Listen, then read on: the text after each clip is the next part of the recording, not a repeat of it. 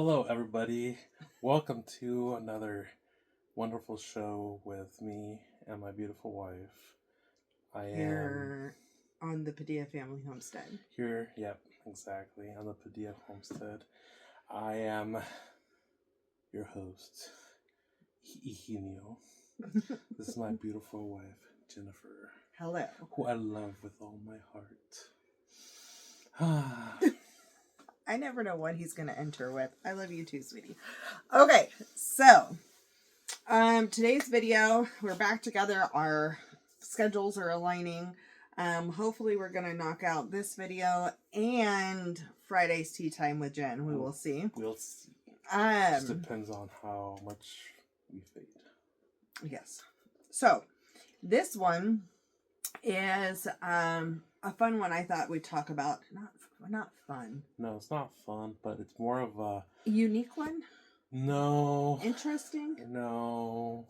What it is more our take on the knowledge we've accumulated since we moved to Arkansas. So, if you are new, we moved to Arkansas we pulled up May 4th, 2024, and Memorial Day weekend, so the end of May, there was a large tornado that hit Rogers, where we were living. Just to be clear, we're no experts on this yet. No.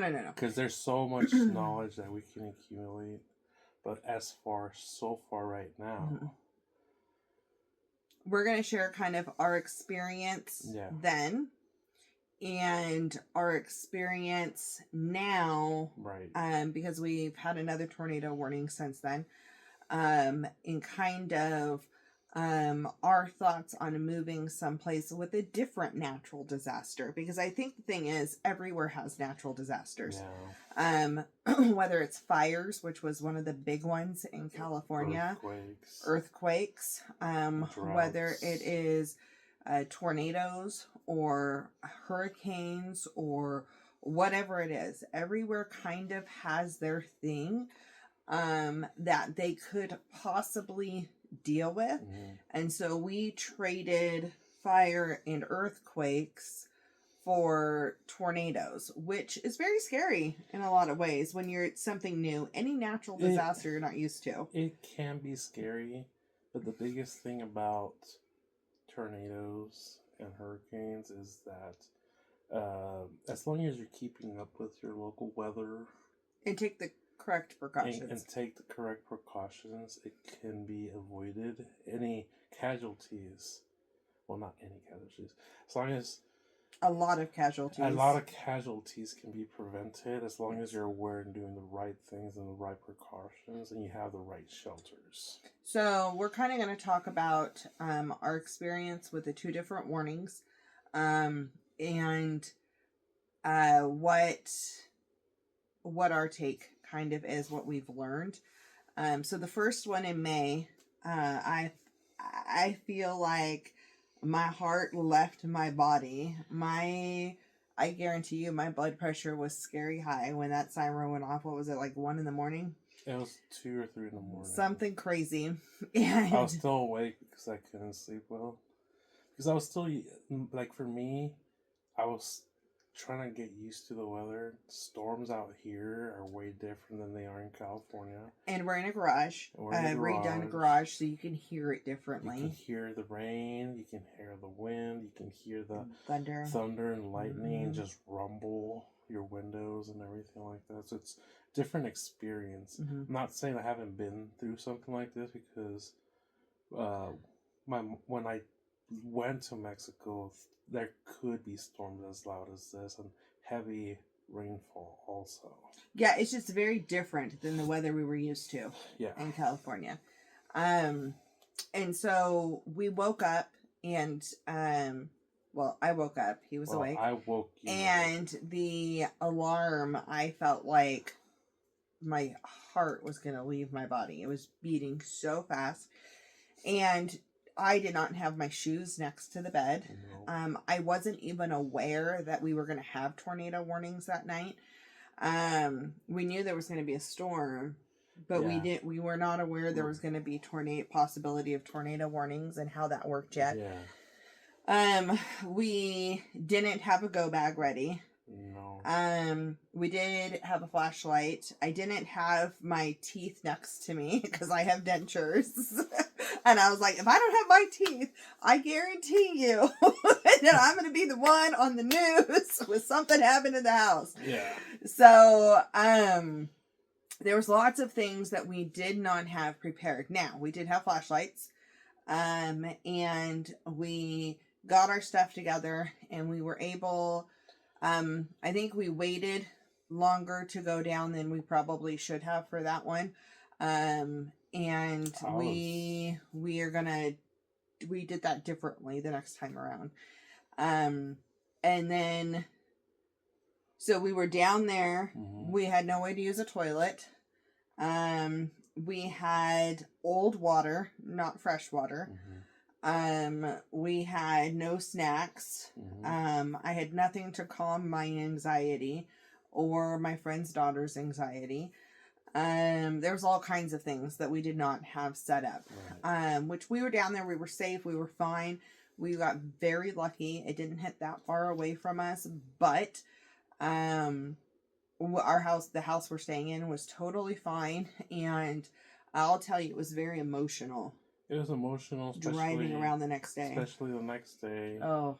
And just the amount of trees that were down, the destruction, the wind destruction, the tornado destruction. It was just, it's like something you see on TV, but it was like real life. Right in front of you.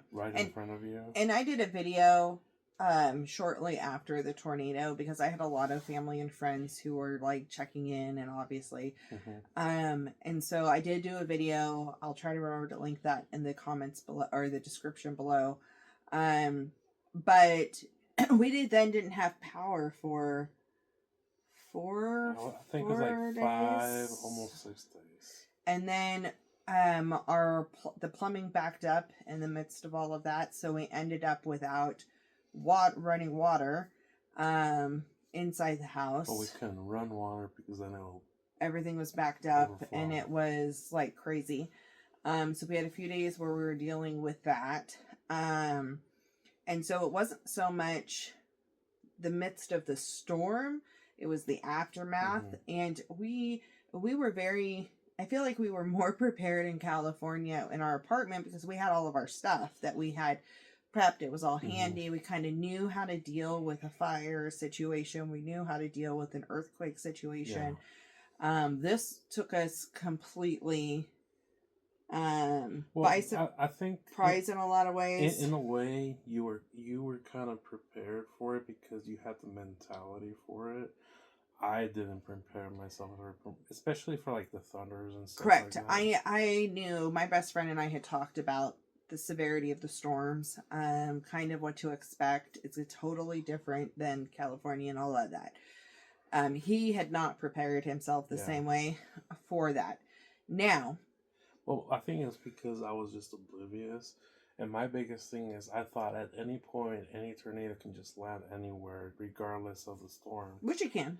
And which it can, but the thing about it is like, okay, it doesn't matter how the storm is. There's gonna be a tornado landing right here, and it can hit anybody at any time. Right. Type of thing. So since that storm, we really sat down and we decided we're gonna do things differently. And we made a go bag. It's a backpack that we can easily take down. If we know the tornado warnings could possibly happen that night and we are home, I'm also bringing our binder of all of our important documents down there ahead of time.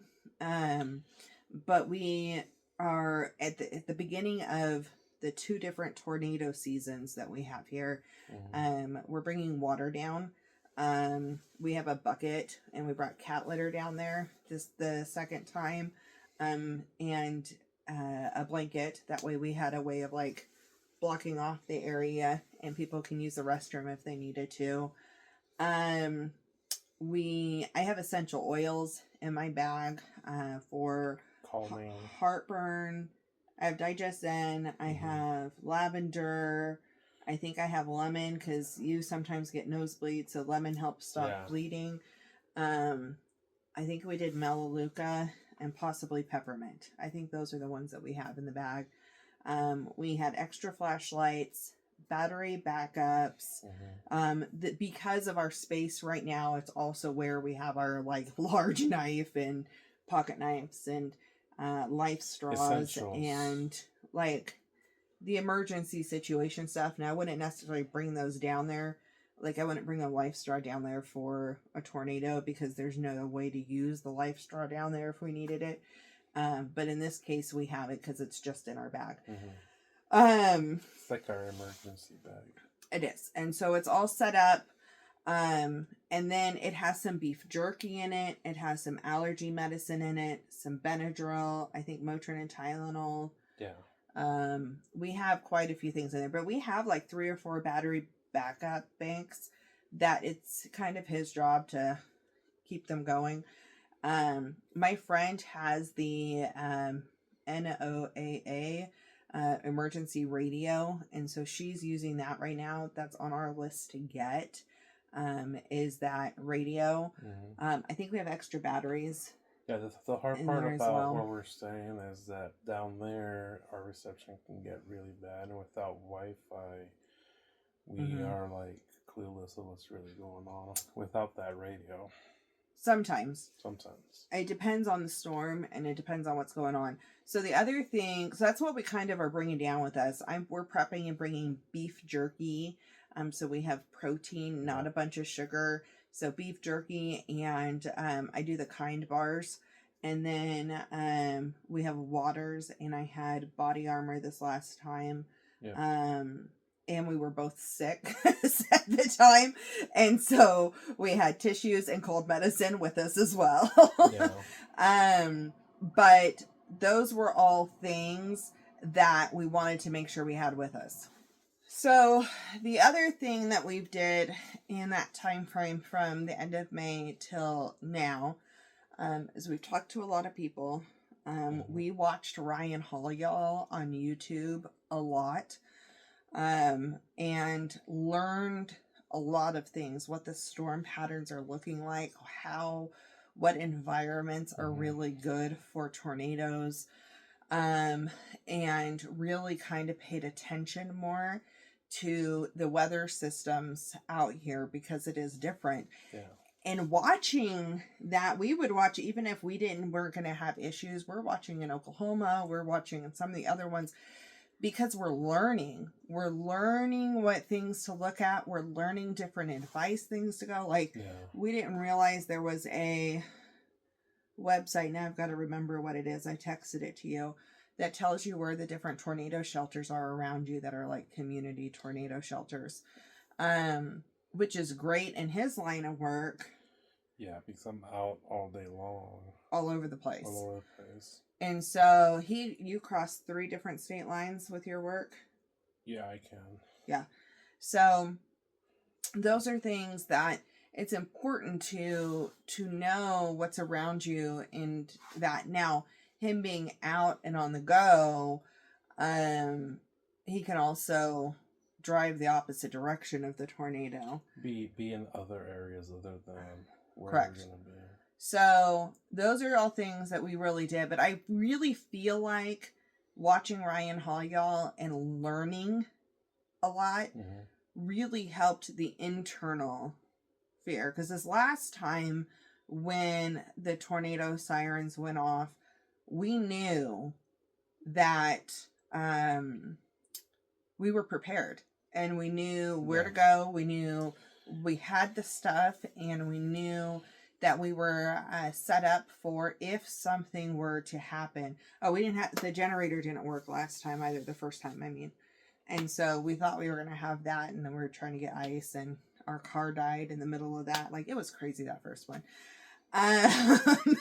So, but this time around, having the go bag, if it's a really bad storm, this is just a funny side note, if it's a really bad storm where something's expected, I don't take my teeth out. We have shoes next to the bed. We made sure, and I don't just take any shoes. I put on my boots. I just leave those next to my bed when it's storm night. Yeah. And then, so that way I'm ready. And then I always bring a jacket with me, because that was one of the other things I learned. Because even if you're in a sheltered place during the storm, it's what's it going to look like after the storm. Mm-hmm. And you may need things to protect you and your skin getting out from wherever you are. You also might get blocked into wherever you are. Yeah. And so making sure you don't just have food for a couple of hours, but have stuff that can sustain you, and some water to sustain you, and a place to go to the bathroom. So those were all things that we felt were very helpful. We still have a few things we want to get on the list, like the radio. I want to get some solar lanterns and probably a solar panel. Yeah. Oh, well, you have a solar panel that charges. Yeah, I think the biggest thing would be, well, from what I've learned is if you have a shelter, make sure it's registered. Because when it's registered, apparently after a disaster in that area, the local law enforcement, which is the fire department or the police officers, do a check of all these shelters to make sure they're not blocked. If they're blocked, those are the ones that are installed. Yeah, installed in the ground. They come out and they make sure to clear it off just to make sure there's nobody trapped in it. Yeah, I think that's awesome. Now, where we go is a bottom portion of the house that's all surrounded in brick. And it is basically connects to the under part of the house. Like we can see underneath the house. Like the basement. But there's a room that's attached to it. And so that's where we go, because that's the safest spot. No windows, all the things. Yeah. So I think when our future place, having a way to cook when there's no power, having a way to have access to water if there's no power or there's an issue with the water, and then also ways to keep cool and ways to stay warm, because the first tornado was really hot those few days. Oh, yeah. And it was really hard to sleep. It was like really miserable in this humid room, and because it was high humid. And then there was no airflow. I mean, it wasn't like crazy hot, but we're still in the high 80s, I want to say. But we were brand new to humidity. Yeah. And it just made sleeping miserable. Brand new to humidity. So, that was rough. So we went and we got some battery operated fans that we can have blowing on us, which helped. If we needed a chance to cool down. Yeah. We have the large ice chests that we dealt with that, but now there's a generator here that we can use. So when we have a place, we'll know, well, you need a generator. There's things that we know that are going to make life easier, get extra gas for the generator, and a plan for rotation for those things. Because you also want to make sure, your food stays good. Because that's such an expensive like loss. Refrigerator and chest freezers, those type of things will only last a certain amount of time before this stuff starts going bad. Correct. And I want to talk about that, actually. So refrigerators, most of them will keep their cool until about the 4-hour range. And then after that, you're really risking it. Now, ours, for some reason, I don't feel like it lasts 4 hours. When we had the power outage in California, I feel like 2 hours we were like in the danger zone on stuff. In California. So, with that, we knew that we needed to get stuff rotated out, and anything towards the front by the door is going to get warmer faster. And if your refrigerator is not full, it is going to get warmer faster as well, because it's working extra hard to keep that refrigerator cooler because it's always cycling the air when it's emptier. But if it's really full, then those items are already cold and they help keep each other cold. Kind of Right. like when you leave a grocery store, you put your cold stuff together. So that's something you need to be aware of. Chest freezers, if you don't open it, you can, it says 2 days, Yeah. but I think we probably could go 4 days. Yeah. With our chest freezer. 3 to 4 days. Yeah. I'm not guaranteed on that, and it depends on what's in it. If it was meat, it would be more likely because things freeze more solid. Mm-hmm. I think our fruit defrosts super fast that we have in there right now, and so we would be more likely to lose that faster. But chest freezers freeze differently and hold the air in differently than a upright freezer. So our fridge that we have is actually could be a fridge or a freezer. And I know a lot of people during Hurricane Helene, their chest freezers were fine. It was their upright freezers where things at the front by the door were defrosting faster. This is the way it works. And they had to process it. And so knowing what you have and how long it's going to last and how things operate, all those things are really important, because on top of everything else, you want to know you have a way to, you're not losing all this, because that's an expensive loss if it's full of meat. So those are things you want to think about when you have food storage, is how you are storing it. And so like for us, I'm really big on, I will do whatever it needs to be done for survival's sake, but I don't feel like we always have to be in survival, even if there's a survival thing. Right. And we were tired. We were tired. We weren't sleeping good. There was a lot of stress. People are more on guard with issues. And I mean, you're out. The neighborhood here, they're just helping everybody using whatever chainsaw they had or whatever, helping clear roads do whatever. The first 2-3 days, everybody was out with their chainsaws and just helping everybody out clear the roads. The hard part went down to when people needed supplies and stores without power. They had to throw everything away. So you had to travel to the next town that might have power, and if they didn't have power, you had to go further out. One day we did go sit in Fayetteville in a, what was that store? Whataburger. In the air conditioning, and it felt so wonderful that day. I remember that feeling. And then we found that we could go use the showers at the local high school once they opened that for the public. Knowing what you have, also having things set up. So for me, like, coffee is something that brings joy, and if you don't sleep good, like, I needed decaf during that time. It would bring me joy, but some of these guys needed caffeine because I couldn't add any more to my blood pressure at that point.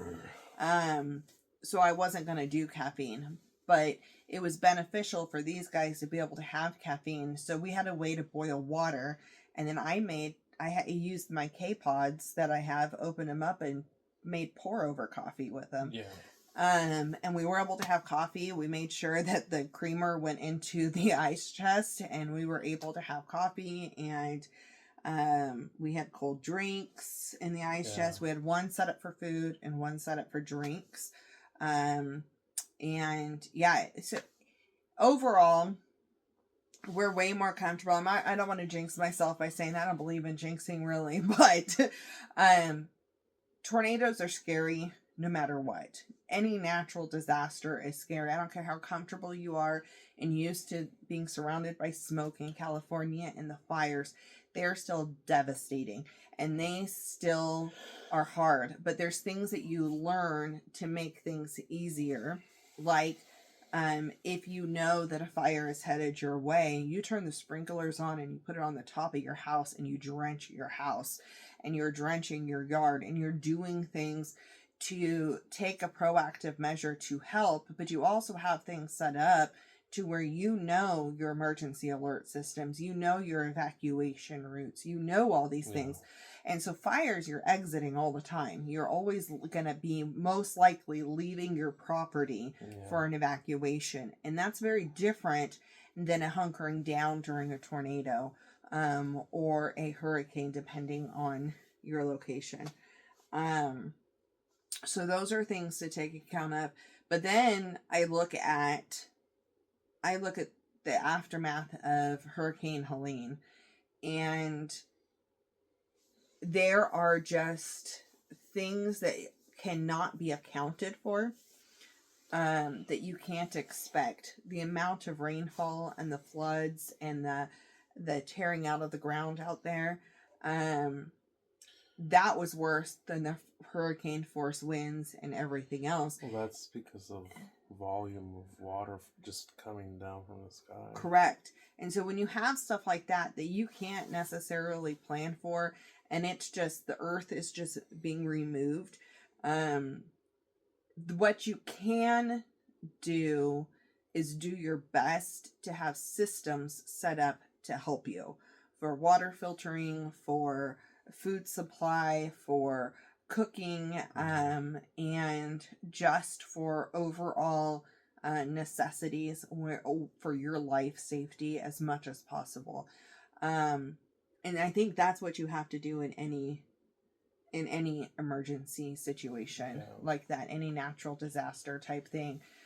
Be prepared and don't be scared is Ryan Hall's line. And I do feel like being prepared makes us way less scared. Yeah, I agree.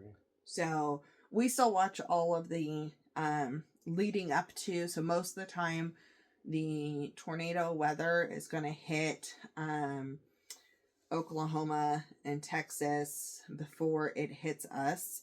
And so we're usually watching the you mean like hurricane weather coming in? Tornado.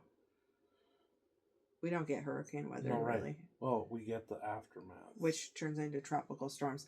But so far, we've just had tornado weather. The storms come from California, and so those they're normally going to hit in advance in the way the storm systems roll across the country. Is the other thing I've really learned is how much of the weather systems hit California and Oregon and move across the country, and how it's meeting the hot versus the cold, and that's where trouble brews, right?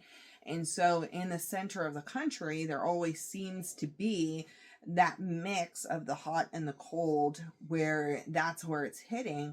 And it usually starts in Texas and Oklahoma first, and up north from them, and then it moves over east towards us. And so most of the severe stuff happens more in Oklahoma, watching it.